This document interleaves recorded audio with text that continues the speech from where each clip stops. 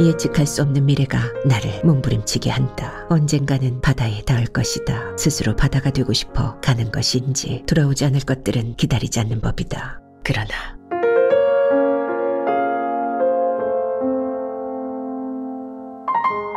박스 김태환.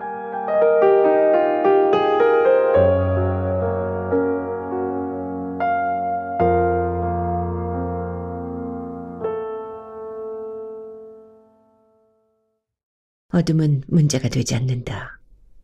도처에 널려 있는 것이 어둠이다. 눈을 감으면 바로 어둠이다. 나는 결코 눈을 감지 않는다. 눈을 감지 않아도 어둠은 저절로 찾아온다. 새로 산 냉장고가 마음에 들지 않는다. 10년 전에 처음 산 냉장고는 크기가 작았다. 높이는 같은 170cm이지만 폭과 깊이가 지금보다 훨씬 작은 70에 60이었다. 신혼집에 들여온 작은 냉장고가 무척 마음에 들었다. 고작 관을 하나 세워놓은 듯 아담한 크기가 마음에 쏙 들었다. 새로 구입한 냉장고는 거기에 비하면 완전 헤비급이다. 나는 처음 집 안으로 들어온 커다란 박스를 보고 실망을 금할 수 없다. 설치를 끝낸 기사는 커다란 박스 안에 스티로폴 조각이며 잘라낸 끈들을 주워 담는다. 나는 기사에게 빈 박스는 두고 갈 것을 요구한다. 기사는 한동안 나를 보더니 이해할 수 없다는 표정으로 고개를 갸웃하며 박스를 두고 내려간다. 스티로폴 조각들은 냉장고를 쌌던 커다란 비닐에 담아갔다. 기사가 내려간 뒤 아내는 크게 한숨을 내쉰다. 빈 박스의 용도를 누구보다 잘 알고 있는 사람이 아내다. 아내는 날더러 강아지 같다고 했다. 덕화장에서 빈 박스 안에 담긴 강아지를 보았다고 했다. 어미와 떨어져 팔려나갈 강아지들이 불쌍해 보였다고 했다. 나는 아내의 말에 바짝 얼어붙었다. 빈 박스 안에 강아지라니. 나는 빈 박스를 침대 옆에 나란히 놓는다. 이번 냉장고는 부피가 커서 침대 높이와 맞먹는다. 아내는 침대 옆에 관처럼 놓여있는 빈 박스를 물끄러미 내려다본다. 대수로울 것도 없다는 표정으로 나를 한번 바라본다. 나는 아내를 향해 싱긋 웃어 보인다. 아내의 입꼬리가 약간 비틀려진다. 별일은 없을 것이다. 신혼 초에도 나는 침대 옆에 작은 박스 안에서 잠을 잤다. 격렬한 정사를 치르고 난 뒤에도 혼자 박스 안으로 들어갔다. 그러나 아내는 한 번도 이유를 묻지 않았다. 대답할 말은 많았다. 편하니까, 안전한 느낌이 드니까, 잠이 잘 오니까. 그러나 이런저런 핑계들은 다 접어놓고 진짜 이유를 말하라면 엄마라고 대답했을 것이다.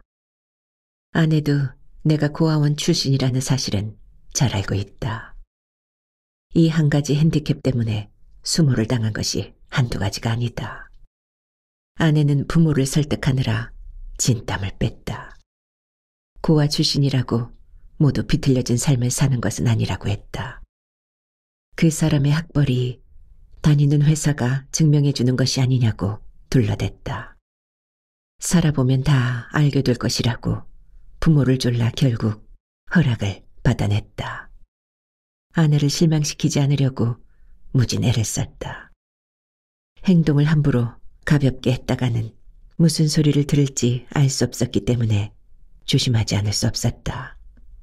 결국은 한 계절이 바뀌기도 전에 장인 장모의 마음을 돌려놓았다. 아들보다 낫다는 말이 서슴없이 그들의 입에서 나왔다.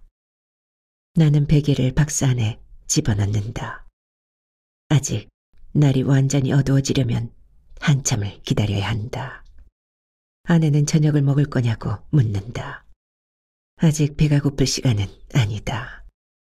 저녁은 신경 쓰지 말라고 한 뒤 그대로 박스 뚜껑을 열고 안으로 들어간다. 몸을 완전히 밀어넣은 뒤 뚜껑을 닫는다. 깜깜하고 포근하고 그리웠던 어둠이 나를 덥석 끌어안는다. 어둠 속에서 양팔을 뻗어본다. 손가락 끝이 박스 천정에 닿는다. 예전에 아늑했던 작은 박스에는 미치지 못한다.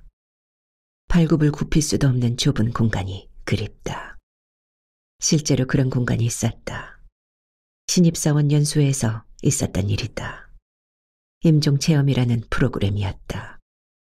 거기에 사용한 나무관은 실제로 사용할 수 있는 물건이었다. 어느 장례식장에서나 입관할 때 사용하는 흔한 물건이었다. 관에 들어가서 자신의 삶을 되돌아본다는 취지는 아주 좋았던 것 같다. 그러나 시체 역할을 하며 좁은 관 속에 들어가는 일이 유쾌한 일은 아니었다. 일부 여사원들은 질에 겁에 질려 있었다. 20명이 넘는 인원이 동시에 관으로 들어갔는데 잠시 후에 울음소리가 들렸다. 모두가 관 안에 들어간 다음이므로 누가 우는 것인지는 알 수 없었다. 나는 관에 들어가기 전부터 회의적인 생각이 들었다. 관에 들어간다고 진짜 죽음을 실감나게 체험할 수 있을까 하는 생각이 들었던 것이다. 더구나 폐쇄 공포증이라도 있는 사람에겐 치명적일 수 있었다. 내 예감은 적중했다. 6박 7일의 신입사원 연수회는 무사히 끝나고 6개월이 지난 시점이었다. 처음에는 일간지에서 일부 대기업 연수회에서 유행하기 시작한 임종체험의 문제점을 다루었다. 살아있는 사람을 관 안에 가두는 행위는 틀림없는 폭력이라고 성토했다. 다음에는 TV에서 이 문제를 다루었다. 결론은 회사의 갑질이 분명하다는데 답이 모아졌다. 회사에서는 신속하게 신입사원 연수회에서 임종체험 프로그램을 없애버렸다. 그러자 사원들 사이에서 임종체험에 부당했던 점에 대해 말들이 많았다. 어떤 여사원은 태어나고 나서 그렇게 울어본 적은 처음이었다고 했다. 아마도 그때 흑흑거리며 울음을 참아냈던 여사원이 그녀였던 것 같았다. 얼마나 무서웠는지 몰라요. 정말 제가 죽는 줄 알았다니까요. 지금 생각하면 화가 나요. 이 회사에 들어오기 위해 그걸 참아냈다는 걸 생각하면 내 자신이 미워진다니까요. 그러나 누가 뭐라고 해도 임종체험 때문에 제일 곤욕을 치른 것은 바로 나였다. 나는 그 일로 하마터면 입사 취소 처분을 받을 뻔했다. 나는 인사과에서 별도로 심리상담을 받기도 했고 정신의학과 진료를 받기도 했다. 모두 무사히 끝났지만 심리상담을 받는 일은 아주 부담스러웠다. 인간에게 죽음이란 것은 슬픈 것입니까? 기쁜 것입니까? 당연히 슬픈 것입니다. 그런데 어째서 관에 들어간 다음 큰 소리로 웃었습니까? 그냥 웃음이 나왔습니다. 그냥이라고 성의 없이 대답하면 안 됩니다. 이미 입사시험에 합격하고 연수까지 받았지만 업무에 지장이 있을 만큼 사유가 발생하면 바로 입사 취소시킬 수도 있습니다. 나는 심리상담사의 은근한 압력에 내면에 있는 생각들을 가감없이 털어놓았다. 여사원의 울음소리에 웃음이 났던 사실을 알아듣기 쉽게 설명했다. 임종체험은 말 그대로 체험일 뿐이다. 진짜로 죽는 것이 아닌데 어떻게 울기까지 할 수 있느냐고 되물었다. 상담사도 대답을 하지 못했다. 한참을 머뭇거리다가 그런 사람도 있지 않겠느냐고 했다. 나는 말꼬리를 물고 늘어졌다. 사람의 감정이라는 것은 당시의 상황에 따라 변할 수 있는 것인데 웃는다고 잘못된 것은 아니지 않느냐고 했다. 상담사는 대답 대신 고개를 끄덕였다. 문제는 나의 정신 상태가 아니라 엄숙한 분위기를 깨뜨려버린 괘씸죄였다. 나와 같이 임종체험을 받았던 신입 연수생들은 나의 웃음소리 때문에 진중한 분위기로 진입하는데 방해받았을 것 같았다. 그 점은 나도 인정하지 않을 수 없었다. 그러나 지금 와서 생각해도 임종 체험이 꼭 필요한 것은 아니라는 생각이다. 회사 업무를 처리하는데 그다지 도움이 되는 것은 아닌 것 같다. 죽음은 지극히 개인적인 것이다. 타인이 왈가왈부할 사안은 아니다. 나는 어둠 속에서 어둠 밖을 생각하지 않는다. 지금 안방을 나간 아내가 주방에서 아이들의 저녁을 차려주고 있을지 모른다. 그러나 밖에 신경을 쓰지 않는다. 아이들 저녁도 내팽개친 채 외간 남자를 만나러 밖으로 나가도 신경 쓰고 싶지 않다. 어둠은 주변의 모든 잡다한 것들로부터의 해방이다. 어둠이 가져오는 것은 편안함과 잠이다. 그리고 또 하나 명확한 것을 꼽으라고 한다면 죽음이다. 나는 이 죽음에 대해 대수롭지 않게 생각한다. 그것은 언젠가는 필연적으로 맞이해야 할 손님과도 같은 것이다. 어둠이 잠을 데려오듯이 요란하지 않게 찾아올 것임을 믿기 때문이다. 미래를 예측할 수 없다는 것이 인생의 축복이다. 그러나 인생의 미래를 모두 예측할 수 없는 것은 아니다. 예측할 수 없는 미래가 나를 몸부림치게 한다.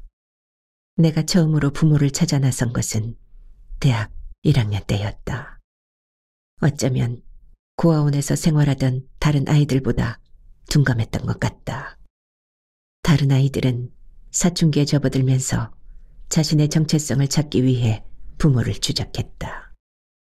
대학생이 되어 부모를 찾기 시작한 것은 늦은 감이 있었다. 내가 고아원에 입양된 기록은 오롯이 남아있었다. 1976년 10월 15일 내가 태어난 날이다. 실제로는 그보다 며칠 전이었을 것이다. 나는 기록된 그날의 성수동의 부잣집 대문 앞에 버려져 있었다. 이미 그 집 대문 앞에서 하룻밤을 보내고 난 뒤에야 사람들에게 발견되었다. 나는 내가 발견되었다던 성수동의 그 번지를 찾아갔다. 그 부잣집은 이미 사라진 지 오래고 새로 아파트 단지가 형성되어 있었다. 나를 버린 어머니와 함께 유기한 장소까지 사라지고 말았다. 사라진 집은 영원히 돌아오지 않는다. 돌아오지 않을 것들은 기다리지 않는 법이다. 그러나 돌아올지도 모르는 것은 그렇지 않다. 집은 사라졌어도 어머니는 돌아올지도 모른다는 생각을 하기 시작했다. 희망은 서서히 사람을 병들게 한다. 그것은 눅눅한 방 안의 푸른 곰팡이처럼 처음에는 눈에 띄지도 않을 만큼 희미한 존재였다가 어느새 방 전체를 덮어버린다. 나는 깜깜한 어둠에서 돌아오지 못하면 그것이 죽음이라는 사실을 명시하고 있다. 그러나 이 생에서 어머니를 만날 수 있을 것인지 아닌지 가늠할 수 없다. 아주 가능성이 없는 명료한 것이라면 일찍 포기했을지도 모른다. 언제부턴가 나에게 이상한 버릇이 생겼다. 잠들기 전에 아주 작은 목소리로 어머니를 불러보는 것이다. 어머니. 잠에서 깨어났는데 아직도 사방이 어둠이다. 밖에서 희미한 소리조차 들리지 않는다. 시간을 알 수 없다. 초저녁부터 잠이 들어 지금이 몇 시인지 알 수 없다. 심한 공복감이 드는 걸로 보아 새벽이 가까운 것 같다. 박스 뚜껑을 슬그머니 열고 몸을 밖으로 빼낸다. 희미한 취침등이 방 안을 비추고 있다. 그런데 침대 위에 잠들어 있어야 할 아내가 보이지 않는다. 불안한 마음에 허둥지둥 거실로 나오니 아내는 거실 소파에 잠들어 있다. TV를 보다가 잠이 들었는지 손 안에 리모컨이 들려 있다. 벽시계를 보니 새벽 3시다. 아내를 깨우기에 너무 깊은 시간이다. 까치발로 주방으로 간다. 그릇이 부딪힐까 조심스럽게 냉장고 문을 연다. 어제 저녁에 만든 것으로 보이는 샌드위치가 제일 먼저 눈에 띈다. 마치 이걸 드세요 하고 말을 하는 듯하다. 샌드위치를 꺼낸 뒤 과학 우유 하나를 꺼낸다. 우물우물 꿀꺽꿀꺽 간단하게 요기를 마친 다음 체육복으로 갈아입는다. 부스럭거리는 소리가 아내를 깨울까봐 각별히 조심한다. 발 뒤꿈치를 들고 도둑고양이처럼 집을 빠져나온다. 새벽 공기가 제법 차다. 대문을 열자 길고양이 한 마리가 잽싸게 앞을 가로질러 어둠 속으로 사라진다. 이 시간에 거리를 배회하는 사람은 아무도 없다. 어둠 속에서 건너편 대문 앞을 바라보니 희끗한 물체가 눈에 들어온다. 빈 박스다. 발걸음이 저절로 빈 박스 안으로 향한다. 박스는 원형을 훼손하지 않은 채 대문 기둥 옆에 눕혀져 있다. 어둠 속에서도 스탠드 에어컨을 포장했던 박스라는 걸 알아볼 수 있다. 크기가 예전에 임종체험 때 들어갔었던 나무관의 크기와 비슷하다. 가슴이 두근거리기 시작한다. 주위를 한번 둘러본다. 사방에 어둠이 가득하다. 나는 빈 박스를 우리 집 대문 앞으로 옮겨 놓는다. 골목을 벗어나서 자동차 전용 도로의 지하도를 지나 강변으로 가는데 10분이면 충분하다. 평소보다는 다소 빠른 걸음으로 걷는다. 강물에 빠져 흐릿하게 졸고 있는 불빛을 곁눈으로 슬쩍 훔쳐본다. 강가에서 찰박찰박하는 물소리가 들린다. 누군가가 세차게 혀를 차는 소리 같다. 고아원 원장은 내 앞에서 혀를 찼다. 이제까지 가만히 있다가 대학생이 되어 어머니를 찾겠다고 찾아온 내가 답답하다는 뜻이었다. 너를 담아왔던 상자 안에는 편지조차 들어있지 않았어. 편지를 남긴다고 달라질 것은 없겠지만 말이야. 앞으로는 생각을 하지 마. 원망도 하지 말고. 그래도 얼어 죽지 말라고 담요로 꽁꽁 묶어놓은 걸 보면 세상 어머니의 마음은 다 따뜻한 거야. 나는 고아원을 나오면서 원장이 시키는 대로 하겠다고 마음을 먹었다. 아이를 버릴 정도로 형편이 어려웠으면 오죽했을까. 동정심이 일었다. 어머니의 일이 잘 풀린다고 나를 찾지는 않겠지만 그래도 원만한 삶을 살았으면 하는 마음이 들었다. 차차 어머니에 대한 생각을 지워나가기로 마음먹었다. 일부러 애쓰지 않아도 한 번 보지도 못한 어머니를 그리워할 시간이 없었다. 경쟁에서 살아남으려면 독해야 했다. 부모의 든든한 후원으로 마음 편히 공부하는 녀석들과는 차원이 달랐다. 경쟁에서 선두를 차지하지 않으면 내가 설 자리는 없어 보였다. 아내와의 연애도 항상 선두를 놓치지 않았기 때문에 가능했다. 원하는 좋은 직장을 구하고 나니 결혼까지 꼴이 날 수 있었다. 결혼까지 하고 나니 어머니에 대한 생각은 더 이상 떠오르지 않을 것 같았다. 결혼식을 마치고 처음으로 장모님을 불렀을 때였다. 장모님은 결혼식을 치르기 전에 이미 내 편이 되어 있었다. 장모라고 부르지 말고 그냥 편하게 어머니라고 부르게. 자네는 어머니를 불러보지도 못했을 것 아닌가. 그 말을 듣는 순간 쇠망치로 이마를 얻어맞은 것 같았다. 나도 모르게 눈물이 볼을 타고 흘러내렸다. 아내가 내 손을 잡았다. 그래, 그게 좋겠다, 여보. 어서 어머니라고 불러봐. 아니면 엄마라고 하든가. 어머니. 난생 처음 입 밖으로 나온 말이었다. 고아원의 좁은 수납장 안에 들어가 눈물을 짜며 속마음으로 한 번씩 불러보던 말이었다. 그 말이 입 밖으로 나오고 나니 뚝이 터진 것처럼 마음이 경류에 휩쓸렸다. 매일 반환점으로 삼는 취수정 옆에 노거수를 돌았다. 이마에 땀이 맺힌다. 새벽 공기는 서늘하다. 아직까지 아내는 꿈나라를 헤매고 있을 것이다. 나의 어머니도 이 도시의 어느 한 구석에서 잠을 자고 있을 것이다.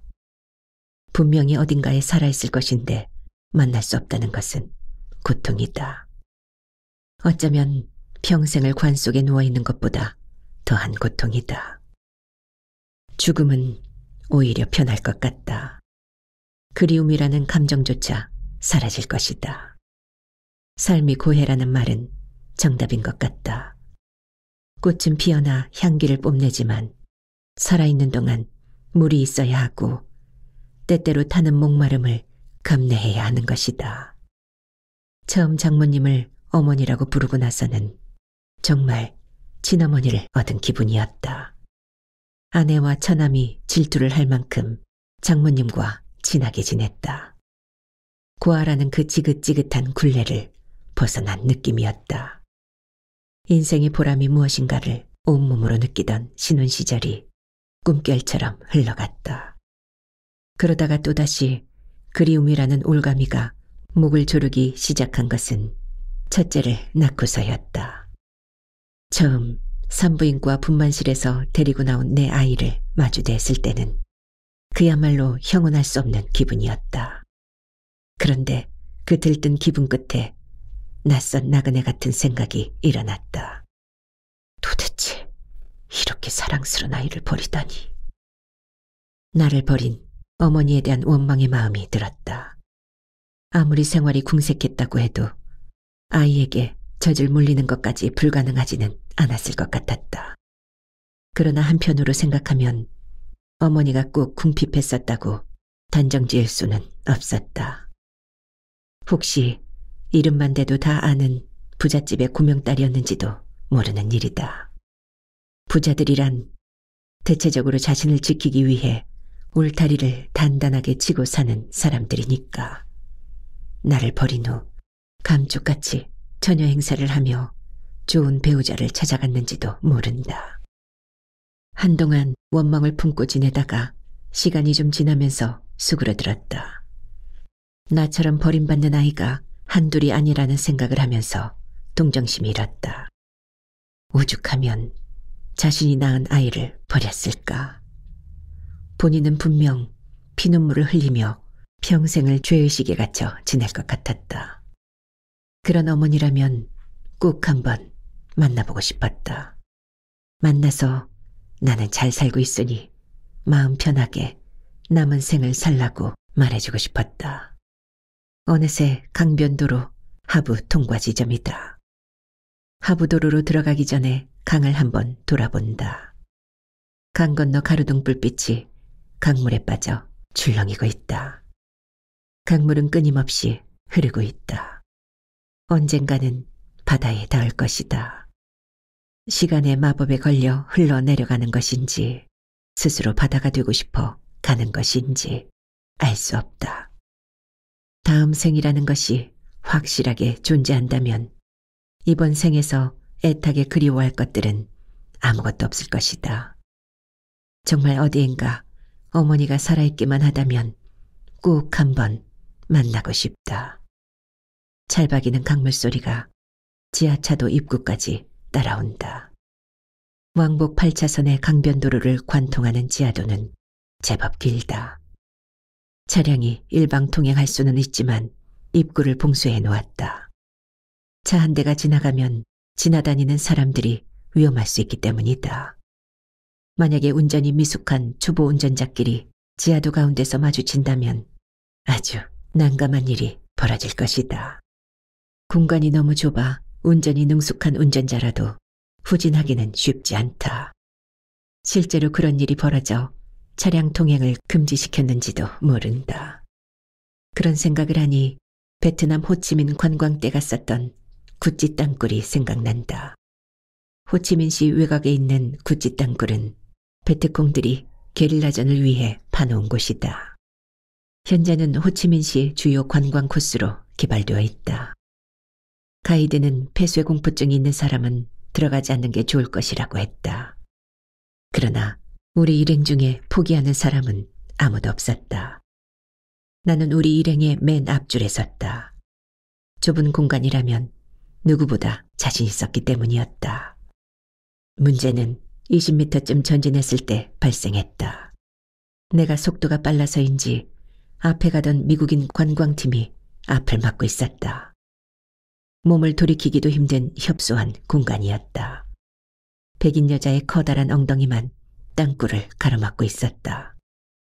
치마 밖으로 나온 장단지가 내 허리통만큼 굵었다. 몸 굵기로 보아 땅굴 체험은 무리였다. 미국인 여자는 고함을 지르고 있는 것인지 울고 있는 것인지 분간할 수 없는 괴성을 질러댔다. 내가 우리 팀의 맨 앞에 선 것은 그나마 다행이었다. 앞으로 전진할 수밖에 없는 땅굴 속에서 공포에 질려 울부짖고 있는 장애물을 만난다면 누구라도 당황하지 않을 수 없을 것이다. 내 영어 발음이 현지인처럼 매끄럽지는 않아도 굳어있는 여자를 앞으로 전진시킨 것은 천만 다행이었다. 땅굴을 무사히 빠져나온 미국인 여자는 눈물과 땀으로 범벅이 된 얼굴을 닦을 생각도 하지 않고 나를 덥석 끌어안았다. 언젠가 동물원에서 보았던 커다란 북극곰이 허리를 껴안은 것 같아 숨이 막혔다. 당신은 어머니 뱃속에서 10달 동안이나 살았어. 여기는 훨씬 넓지. 10분만 움직이면 여기서 나갈 수 있어. 그때 내가 그녀에게 했던 기억에 남는 말이다. 아무리 절망적인 상황도 시간이 지나면 해결되게 되어 있다. 모든 살아있는 것들의 결말은 이미 정해져 있으니까 틀림없다. 그러나 그리움의 끝은 알 수가 없다.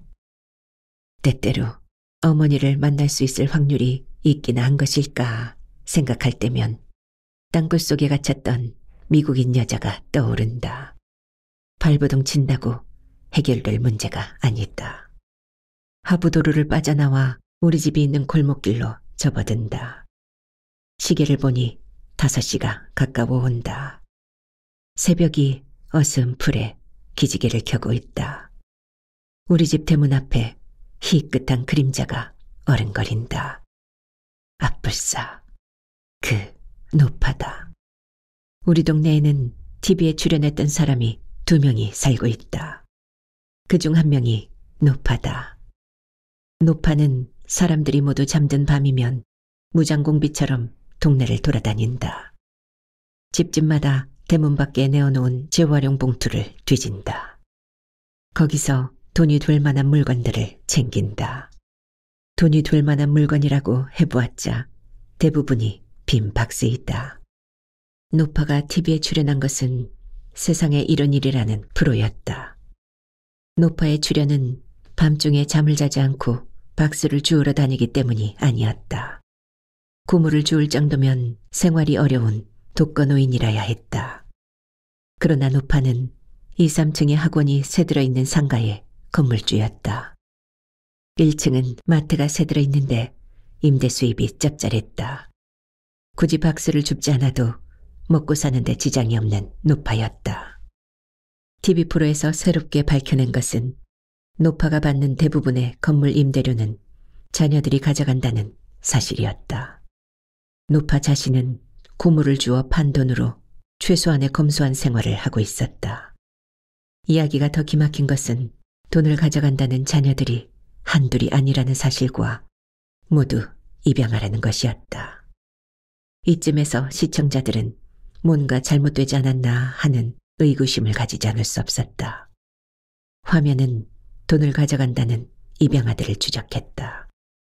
모두 3명이 나왔는데 반듯한 가정을 이루고 사는 사람들이었다.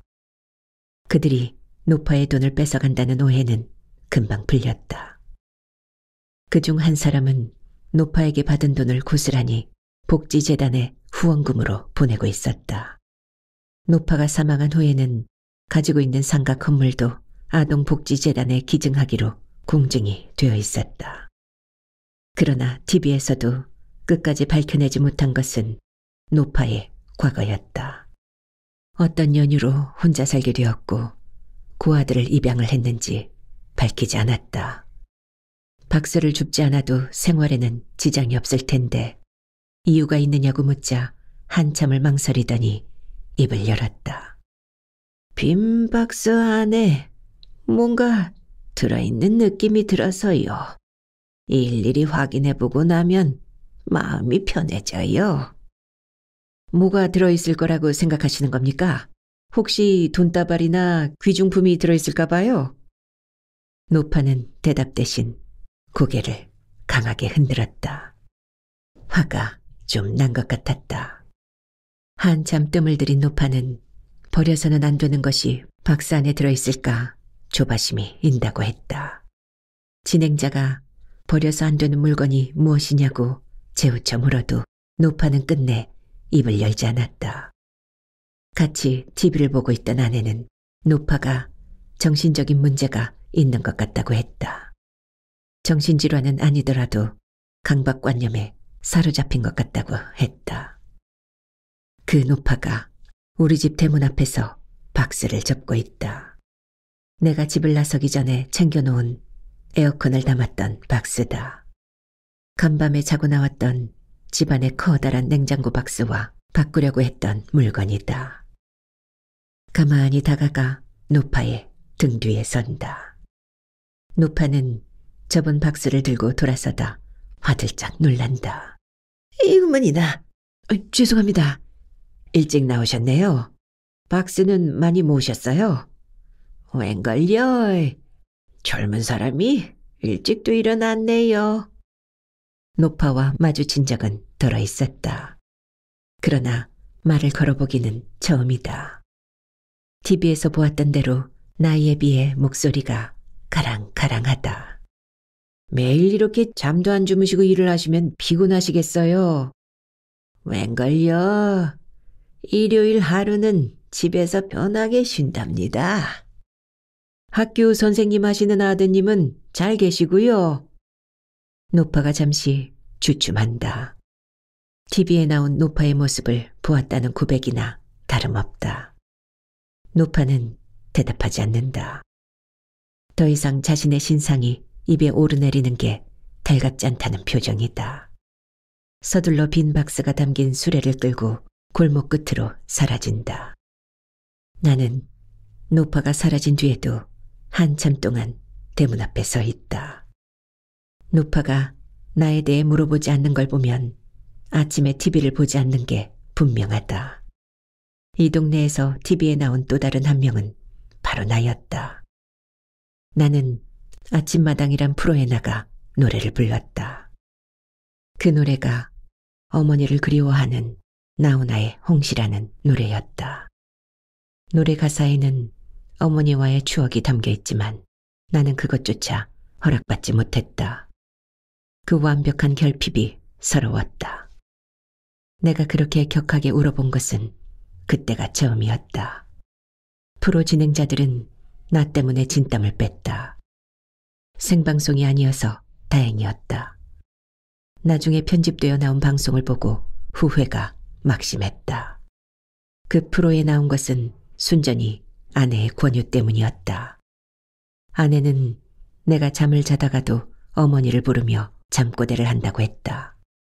그냥 가만히 앉아 고통스러워하기보다는 적극적으로 찾아보는 것이 더 낫지 않겠느냐고 했다. 희망이 아주 없는 것은 아니지 않느냐고 부추겼다. 결과는 참담했다. 주변 사람들에게 내가 고아 출신이라는 사실만 폭로한 꼴이 되었다. 아래층에 새들어 사는 사람도 대놓고 아내에게 내가 고아 출신이라는 건 처음 알았다고 했다. 그 말이 동정심에서 나오는 것인지 비웃는 것인지 판단이 잘 서지 않았다. 한 번은 방송국에서 어머니를 찾은 것 같다고 연락이 왔다. 그러나 잃어버린 아들을 찾으러 온 여인은 나와는 한 군데도 닮은 곳이 없었다. 첫눈에도 아니라는 거부감이 들었다. 여인은 아이를 버린 게 아니라 잃어버린 것이었다. 내가 낙담하고 있을 때 아내는 더욱 의지를 불태웠다. 아직까지 아는 사람이 많지 않으니 다른 프로에도 나가보자고 했다. 나는 한사코 손사래를 쳤다.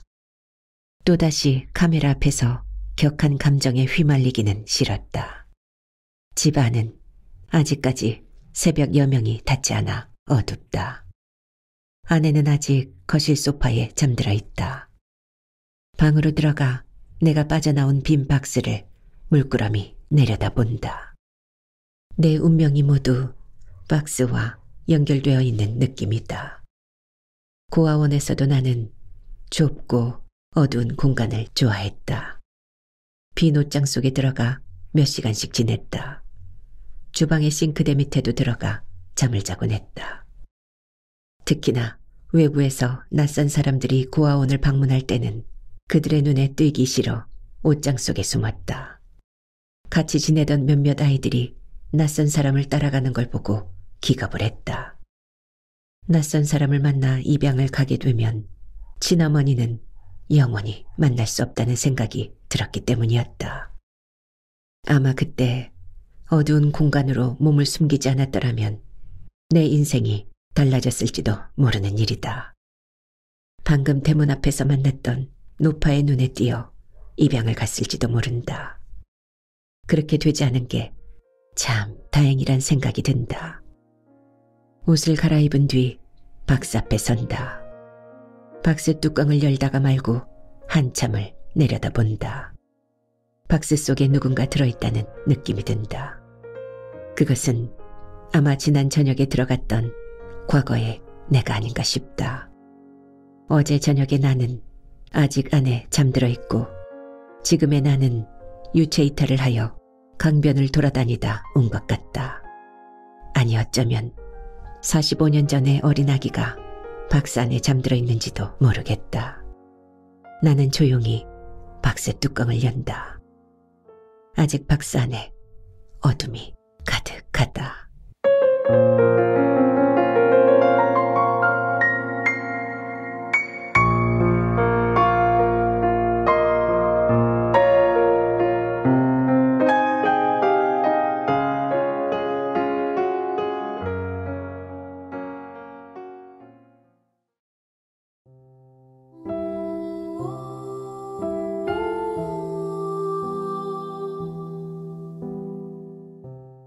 두 순정, 최만식.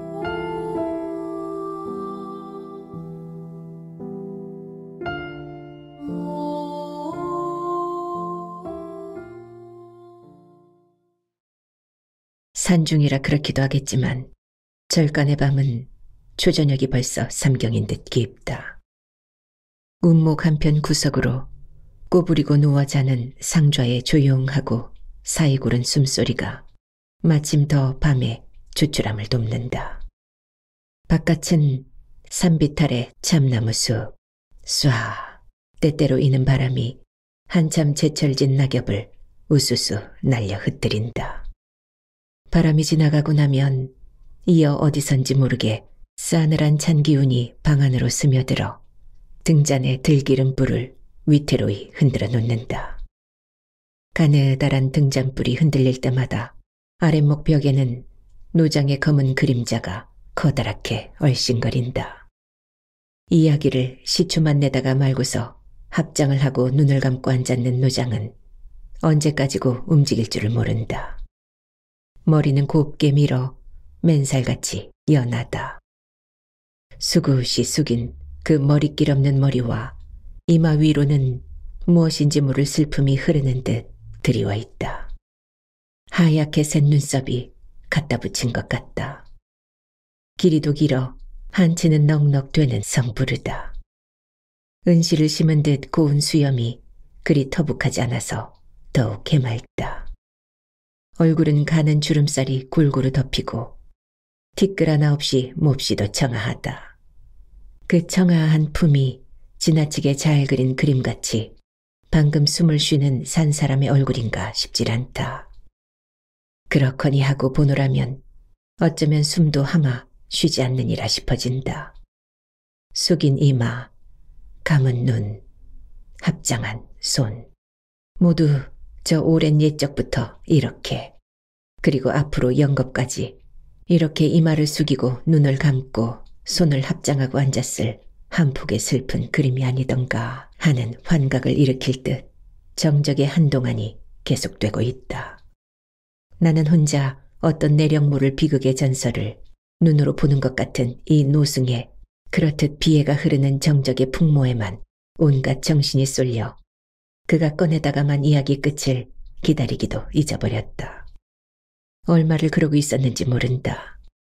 이윽고 노장의 입술이 가느다랗게 움직이면서 소리도 들릴락 말락 나무아미 타불 관세음보살. 말은 연불이나 음성은 탄식하듯 하염없다. 어서 주무실걸. 노장은 합장했던 손을 내리고 조용히 눈을 뜨다가 나를 보고 혼잣말하듯 중얼거린다. 주인된 인사상이겠지. 눈초리와 입가로 미소가 드러난다. 네, 아직 졸리지 않고. 그리고 나는 아닌 변명을 하면서 아주 웃는 걸로 무료함을 껐다. 또 하시던 이 얘기도 마저 듣고 싶어서.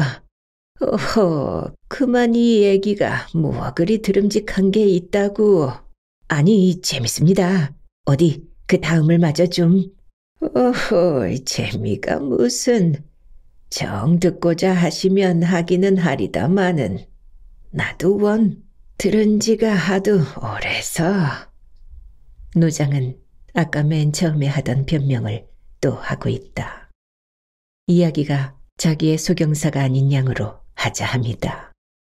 실상 오늘 우연히 유산을 나왔던 길인데 다른 일행은 아랫절에서 유하고 있고 나는 전부터 이곳에 이상한 노승이 있다는 말을 들었던 터라 위정 혼자만이 암자를 찾아 올라와서 시방 그로 더불어 하룻밤을 지내게 된 것이다. 그래서 가만히 있자. 내가 어디까지 이 얘기를 했던가. 옳지. 노장은 잊었던 이야기 끝을 찾아냈대서 머리 없는 머리를 끄덕끄덕한다. 그래서 색시는 밤이 이슥하도록 졸린 것을 참고 앉아서 바느질을 하다가 그러자니 촌농갓집 며느리로 새벽 어둑어둑하면 일어나서 소물을 쏜다, 새끼 끼니를 해치룬다, 빨래질 다듬질을 한다 하느라고 겨울이라 다른 일은 없다지만 온종일 오죽이나 몸이 고디며 그러니 밤이면 오죽이나 졸립겠소. 그런 걸 눈을 쥐어뜯고 참아가면서 꾸벅꾸벅 졸아가면서 이렇게 이야기를 하고 앉았는 노장은 눈앞에 그 이야기의 환영을 보는 듯 고개를 들어 우두커니 한눈을 팔면서 하는 말소리는 꿈같이 고요하다. 이어서 이야기는 다음같이 풀려나간다. 색시가 그렇게 밤이 깊도록 기다리고 있노라면 이슥해서야 겨우겨우 이웃집 글방에서 글 읽는 소리가 그친다. 색시는 얼른 방문소리, 기침소리를 연달아 내면서 살인문께로 나간다. 그때면 벌써 살인문 밖으로 쿵쿵쿵 어린 새서방 봉수가 급하게 뛰어오다가 어머니! 하고 외쳐 부른다. 언제고 이렇게 부르는 것이지만 실상 모친이나 부친을 찾는 것이 아니요. 거기에 쟤네 색시가 기다리고 있는 줄 알면서 부를 수 없는 색시 대신 어머니라고 부르던 것이다. 부르는 소리에 대답하듯 색시가 기침을 하면서 지친 살인문을 열라치면 봉수는 반갑다고 한 걸음에 뛰어들어 색시 앞에 가 우뚝 어둠 속에서도 베스기 웃는다. 색시도 웃는다. 색시가 살인문을 잠글 동안 봉수는 기다리고 섰다가 둘이 같이서 앞서거니 뒤서거니 쟤네들 방으로 들어온다. 이렇게 비둘기 한 자웅처럼 쌍지어 노는 색시와 새서방이라고는 하지만 색시는 21살, 새서방은 12살. 그러니 모자간이라면 좀 못하겠고 그저 힘든 누이와 어린 오랍동생 같은 사이다. 색시는 새서방 봉수를 꼭 오랍동생한테 하듯 귀애하고 새서방 봉수는 어머니를 제쳐놓고 어머니한테 따르듯 색시를 따른다. 봉수는 밖에 나갔다 돌아와서 모치는 눈에 안 띄어도 그만이지만 색시가 없든지 하면 단박 시무룩해가지고 찾는다. 이렇게 둘이는 부부간의 정이 들기 전에 그것을 건너뛰어 의좋은 동무, 정다운 온위가 되었던 것이다. 방으로 들어서기가 빠르게 봉수는 노랑 초립과 빨강 두루마기를 훌러덩 벗어내던진다. 색시는 그것을 일일이 집어서 갓집과 횃대에다가 넣고 걸고 한다. 망건은 안 벗고. 색시는 벌써 눈에 졸음이 가득한 새서방을 갸웃이 들여다보면서 웃는다. 참, 졸려. 새서방은 눈을 실실 감으면서 커다란 상투가 올라앉았는 머리로 조그마한 손이 올라간다. 내가 벗겨줘? 응. 좋아라고 새서방은 색시의 무릎에 엎드린다. 색시는 망건을 살살 벗기기 시작한다. 이 얘기, 응? 새서방은 색시의 무릎에 엎드려 망건을 벗기면서 고담을 조른다. 아이, 졸려서 곤드레 만드레 하면서 얘기를 해달래. 그래도 이 얘기 해줘야지 뭐. 가만히 있어 그럼. 내 망건 갖다가 걸고 잘 누워서 얘기해줄게, 응? 색시는 벗긴 망건을 걸고 와서 새서방을 아랫목으로 뉘고 이불을 덮어주고 저도 한 가닥으로 허리를 가리고 그 옆에 가 들어눕는다. 새서방은 모로 돌아누워 이야기를 기다린다. 옛날에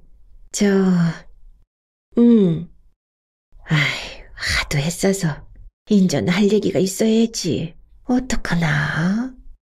호랭이 얘기는 100번도 더 한걸. 그래도 가만히 있어. 그럼 내 호랭이 얘기는 아니라도 재미있는 얘기 하나 할게. 응? 옛날에 쬐꼬만한 새서방하고 커다란 색시하고. 아이 싫다. 새서방은 저를 빗대놓고 무슨 이야기를 지어서 하려는 줄 알고 지레 방색을 한다. 아이 참, 쬐꼬만한 새서방이라면 왜 그렇게 질색을 하고. 해. 가만히 있어. 이게 뭐야? 새서방은 색시가 웃는 볼로 온폭하니 패는 보조개를 손가락으로 꼭 누른다. 오늘 밤 처음 본 것은 아니지만 오늘 밤에야말로 그것이 퍽 좋아 보였던 것이다. 인젠 그만 불 끄고 자, 응? 이 얘기는 내일 저녁에 해줄게. 시방. 어쩌나. 그럼 옛날에. 색시는 아무거나 되는 대로 둘러대서 호랑이 이야기를 한다. 새서방은 동화를 들으면서 미처 다 듣지도 않고 스르르 잠이 든다. 색시는 이불을 여며주고 다독거려주고 하면서 무심코 새서방의 자는 얼굴을 들여다본다. 눈에 익은 나무 같아 안 자라는 성불러도 이태지간에 퍽 자라기는 자란 셈이다. 키도 자랐거니와 햄도 들고 재작년 섣달에 시집을 왔으니까 꼬박 이태다. 그때는 새서방의 나이 10살. 정말로 애기여서 밤이면 자다가 엄마를 부르고 울기도 가끔 했고 언젠가는 오줌도 쌌었다. 조금만 제 비위를 맞춰주지 않으면 울고 안방으로 달려가서 일러 바치고 그 끝에는 의뢰건 시어머니한테 걱정을 듣게 하고. 그러던 것이 시방은 따르는 것도 따르는 것이니와 도리어 쟤네 어머니를 가지고 색시한테 이르게끔 되었으니 그만해도 철이 났다고 할는지. 역시 그해 그 겨울 섣달 대목이 임박해서다. 시부모는 겨울이라 농사일도 별반 바쁠 게 없고 하니 봄이 되기 전에 며느리를 친가로 보내기로 했다. 재작년에 혼인을 했으니 햇수로는 3년이요. 3년이면 근친도 보낼 때다. 그러니 기왕 보낼 바이면 명절도 쟤네 친가에 가서 쇠게할 겸 금음전으로 보내는 게 좋겠다고. 그래 모래 글피로 아주 나를 받고 부랴부랴 서두르기를 시작했다. 새며느리의 첫 근친이라면 하기야 혼인잔치 못지않게 이바지를 차려야 하는 것이지만 가난한 촌 농가에서 어디 그런 격식을 갖게 차릴 수는 없는 노릇.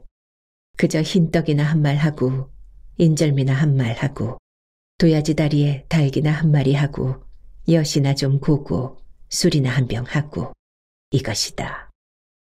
그래서 집안이 갑자기 바싹 바빴는데 세서방 봉수는 대목이니까 설 차림인 줄 심상히 알았다. 바로 그날 저녁. 여느 때처럼 글방에서 늦게 돌아와 자리에 눈 세서방 봉수는 역시 여느 날 밤처럼 옆에 나란히 눈 색시더러 이야기를 조른다. 색시는 요새로는 저녁마다 그 이야기를 대기에 미천이 달려 적잖은 걱정거리다. 저 옛날에 색시는 이렇게 시초만 내놓고 까막까막 생각하다가 언뜻 좋은 이야기거리가 생각이 났다. 아이 참, 나 말이여, 응? 응? 저 모래 글피, 응? 저 우리 집에 갔다 올게, 응? 우리 집? 저기 제 너머 쇠골? 어이 싫다. 어쩌나 그래도 꼭 가야 하는 법인걸. 어머니 아버지가 갔다 오라고 해서 가는걸. 그래도 난 몰라 뭐. 그러지 말고, 응? 내 가서 꼭 한 달만 있다가 올게. 이 얘기도 많이 배워가지고 오고. 싫다. 한 달? 뭐 서른밤이나 뭐 자고 와. 색시는 아닌 게 아니라 속으로 딱하기는 했다. 시집을 왔으면 이태고 3년 만에 내남 없이 의례건 한 번씩은 근친을 가는 법. 그래서 시부모도 시키는 노릇이고 시키는 노릇이어서 마지못해 하는 게 아니라 시켜주기를 까맣게 기다리던 즐거운 한때다. 그러니까 즐거운 마음으로 가기는 가는 것이지만 그대도록 따르던 세서방을 비록 한두 달일 망정 떼어놓고 혼자 가서 있자니 두루 안 된 게 한두 가지가 아니다. 밤으로 글방에서 돌아올 때면 누가 나서서 맞아주며 그 밖에 아침 저녁에 잔시중은 누가 들어준단 말이냐. 어머니가 없는 것이 아니나 암만 해야 그새처럼 색시 제가 해주듯이 마음에 들도록 살뜰히 해줄까 싶질 않다. 이렇게 생각을 하면 근친이고 무엇이고 다 그만두었으면 싶기도 하다. 그러나 마음대로 그만둘 수도 없는 일이거니와 가령 저 혼자는 그만두자고 한다더라도 시부모한테 뻐저엇이 내세울 말이 없다. 그렁저렁 색시는 마음이 민망하여 속을 질정하지 못한 채 세서방 봉수는 그날 밤부터 이짐이 나가지고 우루퉁한 채 근친 떠나는 날이 되었다. 세서방은 필경 고집이 터져 글방에도 안 가고 울어대다가 저의 부친한테 매를 맞았다. 매는 맞았어도 속에 맺힌 노염이야 풀릴 이치가 없이 종시 시무룩하고 한편 구석으로 비켜서서 색시가 떠나는 눈치만 본다. 색시는 마음에 걸려 몇 번이고 뒤를 돌아보면서 내키지 않는 길을 떠났다. 떠나기 전에 아무도 안 보는 조용한 틈을 타서 인제 글방이 파접하거든 설에 어머니 아버지더러 말씀하고 꼬마동이나 앞세우고서 오라고 달래기는 했으나 세서방은 울먹울먹 대답도 안 했다. 색시의 뒷그림자가 멀어지자 세서방은 살인문 밖으로 나서서 손가락을 입에 물고 바라다 본다. 이바지 고리짝을 진 꼬마동이가 앞을 서고 뒤에는 색시와 또 하나 안동에 보내는 동리의 일갓집 아주머니가 나란히 들판을 건너가고 있다. 분홍 저고리에 갈매 옥색 치마를 입고 시방 저리로 까맣게 멀리 가는 색시 얼굴이 눈앞에 어른어른한다. 해죽이 웃고 웃으니까 볼에 온폭 보조개가 팬다. 방금 떠나갔는데 자꾸만 보고 싶다. 보고 싶은데 자꾸만 멀어간다. 멀어가는 그것이 어쩌면 색시가 영영 가버리는 것이 아닌가 싶어진다. 그 생각을 하니 그만 안타까워 몸부림이라도 치고 울었으면 시원할 것 같다. 저 벌판을 다 건너 다시 그 앞을 막고 섰는 산을 넘어서 또 조금만 가면 처갓집인 줄은 안다.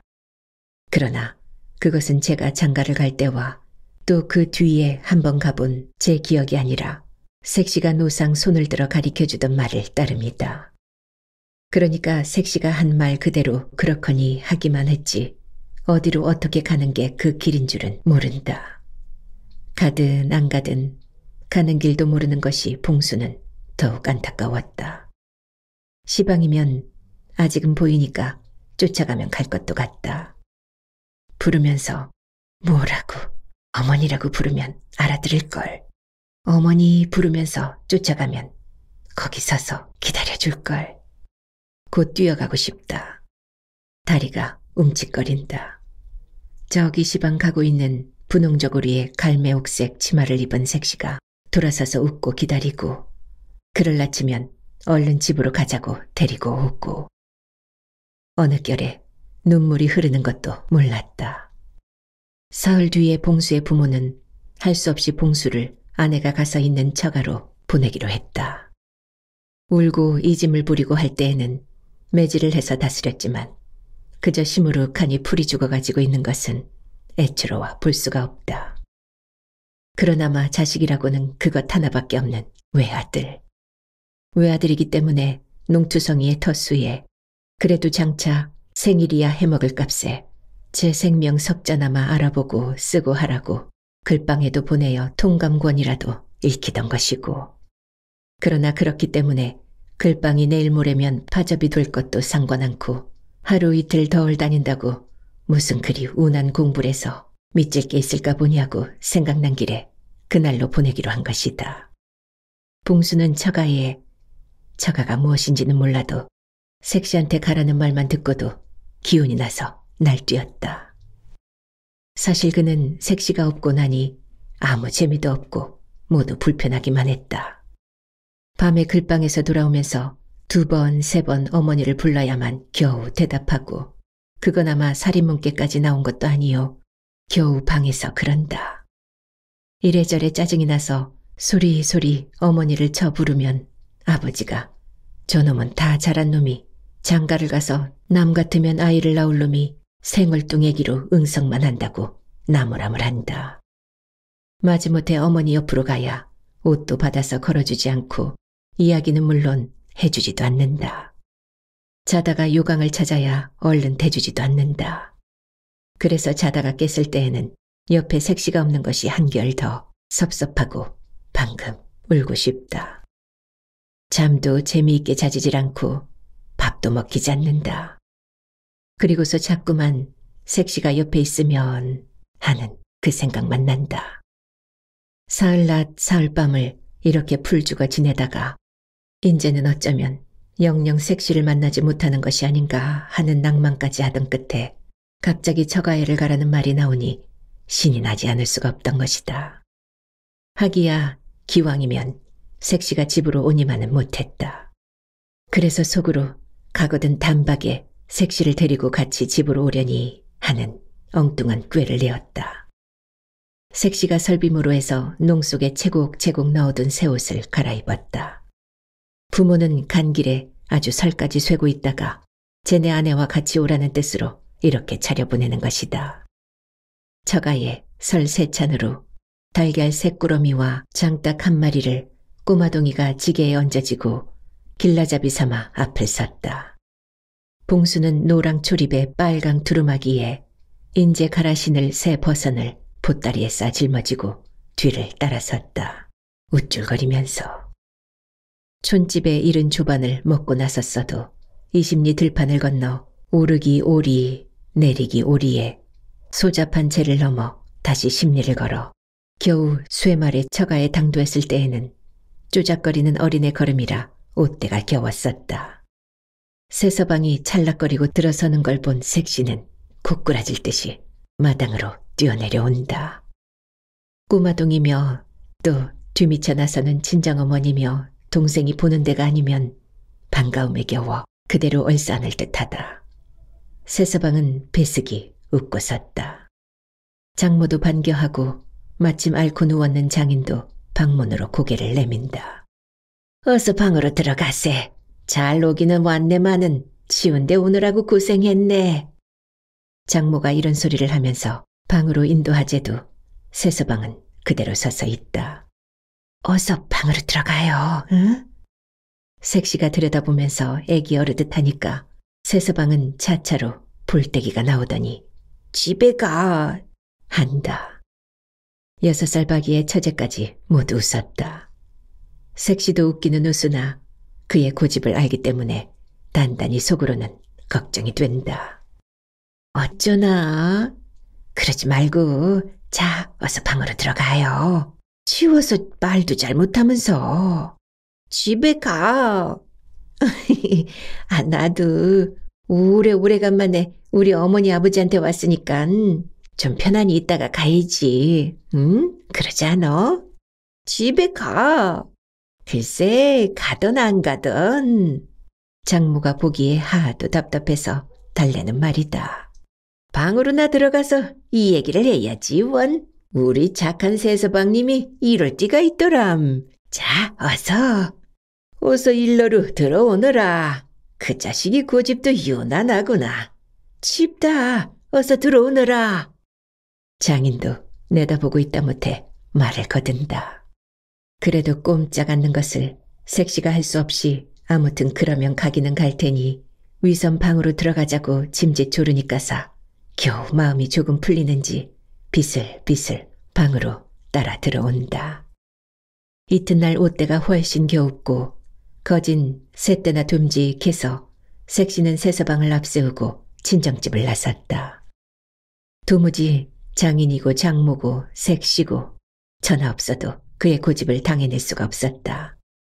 어제 당도하던 길로 그렇게 고집을 부리면서 점심을 주어야 먹지도 않고 저녁도 안 먹고 엉파듯이 앉아 조르기만 했었다. 졸리다가 못해 되는 대로 그러면 오늘은 날이 기왕 저물었으니 내일 아침에 일찍 가자고 졸랐다. 그 말에 또 한 번 솔깃해서 저녁밥을 먹는 신용 그 밤을 지냈다. 날이 훤히 밝자 일어나 앉아서 가자고 졸라댄다. 조반도 안 먹고 점심때나 되니까는 필경 울음을 내놓는다. 인제는 아무렇게도 도리는 없고 다만 한 가지 색시가 갇히서 시집으로 오는 것뿐이다. 사맥이 이렇게 다급했던 것이다. 색시는 참말 딱했다. 세서방이 이쯤 따르고 하는 걸 여겨 가령 근친을 와서 오래 편안히 있지 못하고 닷새 만에 도로 가는 것이야 글로 메꿀 수도 없는 것은 아니다.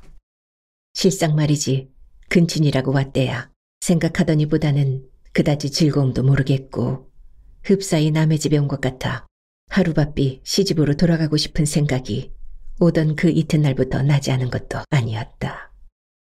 더욱이 저를 잃어버리고 풀 죽어 있을 세서방의 양자가 눈에 아마암 밟히어 밤으로도 편안한 잠을 이룰 수도 없었다. 하니 이렇게 생각하면 무지금코 일찌감치 돌아가는 것이 일변 좋지 않은 것도 아니다. 그러나 시집에 대한 인사를 못 차려서 일이 아니다. 명색 근친이라고 왔던 길이니 시부모의 버선 한 켤레 주머니 염낭 하나씩이라도 해가지고 돌아가야 할 것이고 다만 인절미 한 고리짝이라도 지워가지고 갔어야 할 것이다. 그런데 이처럼 맨손이다. 민망하여 어떻게 얼굴을 들고 시부모를 보랴 싶다. 겨우 술 한 병에 마침 독립사람이 꿩사냥을 해둔 게 있어서 그놈 한 자웅을 구해가지고 나서는 수밖에 없었다. 꿩은 세서방이 보따리에 꾸려 짊어지고 술은 색시가 손에 들었다. 부치는 앓고 누워 기동을 못하고 그렇다고 누구 마음 맞게 배웅해 줄 사람도 없어 모친이 겨우 오리가량 따라 나와 주었다. 이럴 줄 알았으면 어저께 데리고 온 꼬마동이라도 잡아두었을 것을 하고 후회도 했으나 역시 후회될 따름이다.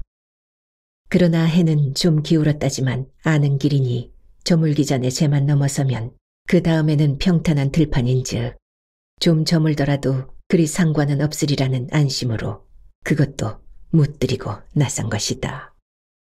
아침부터 잔뜩 흐렸던 하늘에서는 금시로 눈이 쏟아질 것 같다. 바람이 또한 여간만 차고 거세게 불지는 않는다. 오리 바탕이나 바래주로 따라 나왔던 모친이 딸이 근친이라고 왔다가 느닷없이 이렇게 쫓겨가고 있는 양이 새삼스럽게 어이가 없어 뻔히 보고 섰을 무렵부터 눈발이 하나씩 둘씩 폴폴 날리기 시작했다. 바람도 차차로 더 거칠어 걸음 걷는 앞으로 채어든다. 그러던 것이 필경 제 밑에까지 당도했을 때에는 이미 사나운 눈보라로 변하고 말았다. 바람은 사정없이 앞을 채이는데 눈발이 미친 듯 휘날리어 걸음도 걸을 수가 없거니와 가는 길이 어떻게 되었는지 분간할 수가 없다. 색시는 겁이 덜컥 나고 어쩐지 마음이 내키질 않았다. 새서방은 보니 입술이 새파랗게 얼어가지고 달래달래 떤다. 어떻게도 애처로운지 참아 볼 수가 없다. 그럴수록 자꾸만 더 뒤가 돌아본다. 시방이면 한 10리길밖에 오지 않았으니 친정집으로 돌아가도 그리 어려운 것은 없을 듯 싶다. 그래 새서방들어 그렇게 했다가 내일 날이 들거든 오자고 달래니까 그건 죽어라고 도리질을 한다. 색시는 할 수 없이 새서방이 짊어진 보따리를 벗겨 제가 한편 어깨에 걸치고 한 손으로는 새서방의 손을 잡아 이끌면서 제를 오르기 시작했다. 비탈은 험한데 길이래야 겨우 발이나 부침직한 소로다. 그 위에다가 눈이 벌써 하얗게 덮였으니 어느 것이 길이고 아닌지 알아보기가 어렵다. 우환중에 바람이 앞을 채이고 자욱한 눈발이 시야를 가로막으니 짐작 삼아 더듬고 간다는 것도 대중을 할 수가 없다. 드디어 길을 잃고 말았다. 하마 마루터까지는 올라왔으려니 싶은데 그대로 올라가는 길이다. 그런가 하고 한참 올라가노라면 갑자기 내려 쏠리는 비탈이 앞으로 기울어졌다. 비탈을 겨우겨우 내려가면 도로 또 올라가는 언덕바지다. 색시는 옳게 겁이 나고 마음이 다뿍 급해서 허둥지둥한다. 새서방은 손목을 잡혀 매달려오면서 세 걸음에 한 번씩 고꾸라진다. 와들와들 떨면서 얼굴이 사색이다. 참다 못해 새서방을 들쳐업었다. 업고 나서니 새서방은 편할지 몰라도 색시는 더 어렵다. 꽁을 싼 보따리는 띠삼아 동첨했다지만 손에 든 술병이 여간만 주체스럽질 않다. 새서방을 들쳐업고 다시 얼마를 헤매는 동안에 길은 종시 찾지 못했는데 날이 깜박 저물었다. 눈보라는 더욱 사나워 세 걸음 앞이 보이질 않고 바람은 앞뒤로 치어 퍽퍽 꾸꾸라뜨린다. 등에 업힌 새서방은 엉엉 울어댄다. 춥고 배가 고프다는 것이다. 그도 그럴 것이 어제부터 고집을 쓰느라고 끼니를 변변히 먹지 않았으니 묻지 않아도 배는 고플 것이다. 속이 비었으니 춥기도 한결 더할 것이고. 그러나 춥고 배가 고프기는 새서방만이 아니다. 색시도 새서방이 밥을 안 먹고 하는 눈김에 어제 점심부터 오늘 점심까지 줄곧 살쪘기 때문에 시방 여간만 속이 허한 게 아니오. 따라서 추위도 더 심하다. 등에 업힌 새서방의 우는 소리에 애가 눕다 못해 색시는 치마를 벗어서 덤쑥 무릎 씌운다. 그러나 그것 한 껍데기 벗어버린 색시는 갑절이나 더 추웠어도 새서방이 그만큼 갑절 따스운 것은 아니다.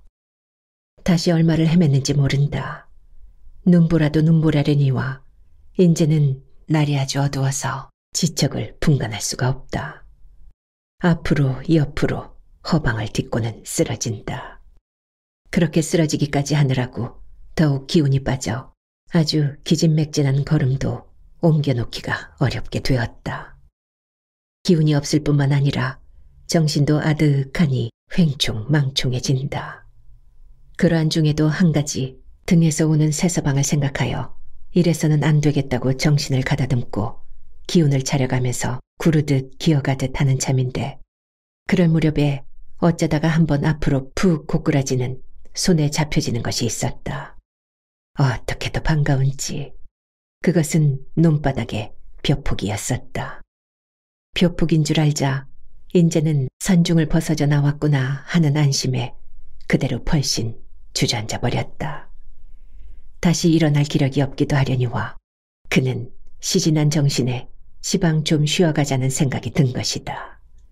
이 눈보라 속에서 쉬어가자고 주저앉아 있는 것이 벌써 정신을 차리지 못한 것인 것은 말할 것도 없다. 그러나 그러한 중에도 등에 업었던 새서방을 내려서 제 품 안에 담쑥 안고 치마로 싸주고 하기를 잊지 않았다. 하는 동안에 정신이 차차로 더 오리소리하고 그러자 새서방의 우는 울음소리가 차차로 멀어감을 알았다. 혼자 먼저 가나보다. 그렇다면 다행이지. 여기까지 생각하다가 깜박 정신을 놓아버렸다.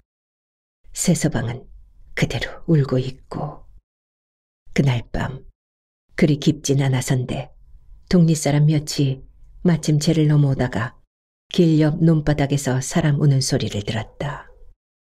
그들은 처음 귀신 우는 소린 줄 알고 모두 머리끝이 쭈뼛했으나 일행이 여럿이기 때문에 대체 그놈의 귀신이 어떻게 생긴 것인지 좀 본다고 쫓아와서 횃불을 비추어 보니 봉순의 내외였었다. 꽁꽁 얼어서 오그라붙은 색시와 다 죽어가는 새서방을 동리사람이 업어오기는 했으나 색시는 영영 소생하지 못했고 새서방만 무사히 살아났다. 봉수는 죽은 색시를 잊지 못했다. 언제고 분홍저고리에 갈매옥색 치마를 입고 해죽 웃는 얼굴에 이쁜 보조개가 온폭하니 패는 색시가 눈에 밟혔다. 봉수는 이렇게 색시의 얼굴을 생각해보는 것이 슬프면서 그게 기쁨이었었다. 그러는 동안에 그의 나이 13, 14, 17, 20 더해가고 사람도 자라 절이 들어갔다. 그러나 분홍저고리에 갈매옥색 치마를 입고 보조개가 온폭 패게 웃는 색시의 환영은 그대로 가슴속에서 사라지지 않았다. 도리어 점점 더 뚜렷해갔다. 20살 때에 그의 부모가 다시 장가를 드리려고 했으나 봉수는 막무가내로 듣지를 않았다. 25살까지의 양친이 다 돌아가자 봉수는 집과 살림과 밭되기와 논몇 마지기를 모조리 팔아가지고 동리를 떠났다. 누구의 말에는 어느 산중에 들어가서 중이 되었다고도 한다. 누구의 말에는 산중에 들어가서 중이 되었다고 한답디다. 이 말로 노장의 이야기는 끝이 났다. 나는 비로소 이 노장의 속세의 인정사와 인연이 없는 성불러도 기실 지극히 슬픈 인정비화의 주인공인 이 노장의 내력을 안 것 같아서 혼자 고개를 끄덕거렸다. 그래 노장, 올해의 연치가 어떻게 되셨나요? 내 나이요? 82이랍니다. 82. 그러니 70년이군. 70년. 70년. 1세기 가까운 순정. 나는 혼잣말로 이렇게 중얼거리다가 다시 물어보았다. 그래 시방도 그 분홍저고리에 갈매옥색 치마를 입고 볼에 보조개가 온폭 패는 색시가 늘 보입니까? 실없는 말씀을. 노장은 나를 나무라면서 눈을 감고 고개를 숙이고 합장을 한다. 머리 없는 머리와 숙인 이마로 흔적 없이 드리운 비애, 흰 눈썹에 은실 같은 수염, 그림같이 정아한 얼굴, 숨도 쉬지 않는 듯한 정적. 이런 것이 모두 아까와 같았으나 대하는 나에게는 새로이 인상이 핍절했다. 운목에서는 상좌가 여전히 꼬부리고 누워 숨소리 고르게 자고 있다. 잊었다가 생각이 난 듯 쏴하니 밖에서 바람이 일어 낙엽을 흩뜨린다. 찬기운이 방 안으로 스며들면서 등잔의 들기름불이 가느다랗게 춤을 춘다. 아랫목 벽에 어린 노장의 꼼짝도 않는 그림자가 홀로 얼씬거린다.